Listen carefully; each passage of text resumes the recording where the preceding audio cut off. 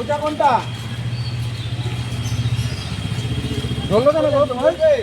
আমি তো কাজ চাইতে আসলাম এত বছর পর, আমাকে তো কেউ কাজ দিচ্ছে না, তাতে বলছে আমি টাকা চাইছি। আমি কারো কাছে টাকা চাইনি। কত টাকা নিয়েছিলে মোট? কারো কাছে 1 টাকাও নিইনি। 1 টাকা নাওনি? কেউ বলতে পারলে আমি গলায় দড়ি দিয়ে মরে যাবো এখানে। আরে দড়ি তো ছিঁড়ে যাবে, দড়ি ছিঁড়বে না। গলায় দড়ি দিলে আবার। স্যার 14 বছর আমি বাইরে ছিলাম, 14 বছর আমাকে কিন্তু আমার এলাকায় ঢুকতে দেয়নি।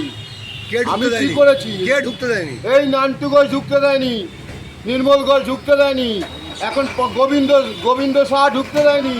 তা এখন ঢুকেছি, আমার যেই এই পার্টি চেঞ্জ হয়েছে আমি ঢুকেছি, আমার জন্মস্থান আমি থাকতে পারবো না। আমি ঢুকলেই বলে কি আমি এর কাছে টাকা চাই, ওর কাছে টাকা চাই, আমার নামে ফাও বদনাম দিতেছে। আমার একটা কাজ দিতেও বৈশা থেকে আমি কাজ করবো, সেই সুযোগ আমায় দিচ্ছে না। আমার মরা মার মুখ দেখতে দেয় না। কারা ফাঁসাচ্ছে তোমাকে? বলেছে